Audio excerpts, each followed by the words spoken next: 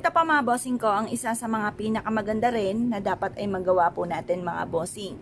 Kung halimbawa ang inyong tahanan ay tinutumbok or kaya po mga bossing ko, napapaligiran kayo ng matataas na building or kaya po itapatan ang pintuan ninyo ng inyong main door at saka main door ng kapitbahay or kaya po tapatan yung mga pintuan ninyo, yung halimbawa yung main door tapos yung CR or kaya pintuan ng kwarto ng anak ninyo, pintuan po ng kwarto po ninyo. Yung mga ganun mga bossing ko na alam nyo na malas, ay mainam na meron kayong ganito mga bossing.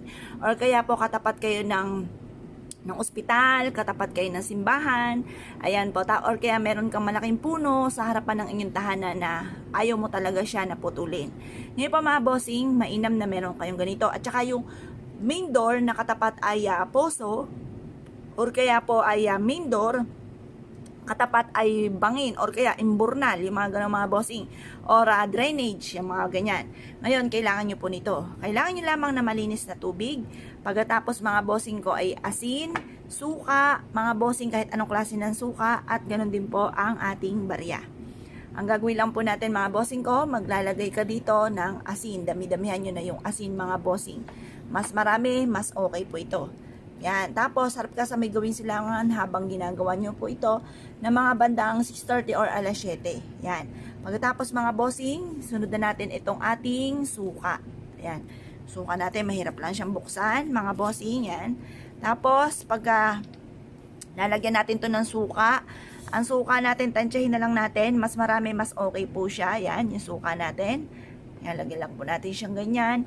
At pagkatapos, ay lagyan pa natin siya ng konti pang asin mga bossing. Mas maganda nga po mga 5 kutsara ganun. Yan. Pagkatapos po niyan mga bossing ko, ito yung ating barya.